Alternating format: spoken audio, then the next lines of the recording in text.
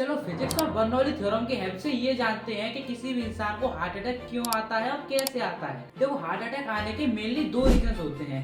पहला, जब हम कोई बाहर का ऑयली फास्ट फूड खाते रहते हैं और सिगरेट जैसी हानिकारक चीजों को कंज्यूम करते हैं। दूसरा, जब भी कोई इंसान किसी भी चीज को लेकर बहुत ज्यादा टेंशन लेने लगता है तो वो चीज हार्ट अटैक का बहुत बड़ा रीजन बनता है। लेकिन बर्नौली थ्योरम का हार्ट अटैक से क्या कनेक्शन है? देखो बर्नौली थ्योरम के अकॉर्डिंग जब भी किसी नली में से कोई लिक्विड बहता है और अगर उस लिक्विड की बहने की स्पीड बहुत ज्यादा है तो उसका प्रेशर कम हो जाता है। और ऐसा ही होता है हमारी बॉडी में।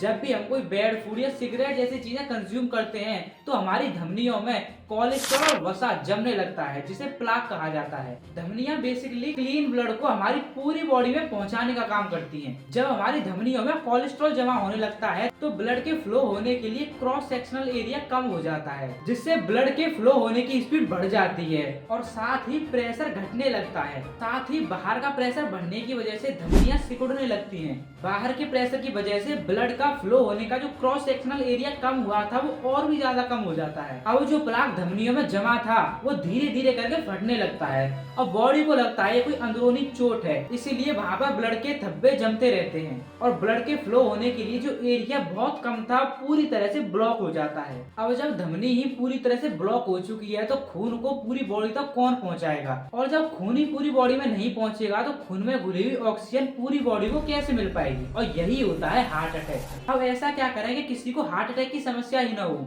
देखो अगर कैसे भी करके हम अपनी धमनियों में बैड कोलेस्ट्रॉल वसा जमने ही न दें तो ये झंझट होगा ही नहीं। इसके लिए हम जो बाहर का तला हुआ ऑयली फास्ट फूड खाते हैं वो छोड़ना पड़ेगा। साथ ही जो लोग नशीले पदार्थों कंज्यूम करते हैं उन्हें भी वो छोड़ने पड़ेंगे। अच्छा, जो इंसान ज्यादा टेंशन लेता है उन्हें हार्ट अटैक क्यों आता है? तो देखो जब भी कोई इंसान किसी भी बात को लेकर ज्यादा टेंशन लेने लगता है तो उनकी बॉडी एक हार्मोन रिलीज करती है जो धमनियों को सिकोड़ देता है और वहाँ पर भी बर्नौली इफेक्ट शुरू हो जाता है। अच्छा, इससे बचने के लिए हम क्या कर सकते हैं? तो देखो अपनी डेली लाइफ में हमें एक्सरसाइज और रनिंग को ऐड करना होगा। इससे होता क्या है कि जब भी कोई इंसान रनिंग करता है तो उसकी धमनियां नाइट्रिक ऑक्साइड गैस रिलीज करती हैं जो धमनियों के क्रॉस सेक्शनल एरिया को बढ़ा देता है और ब्लड इजीली हमारी पूरी बॉडी में सर्कुलेट होता रहता है।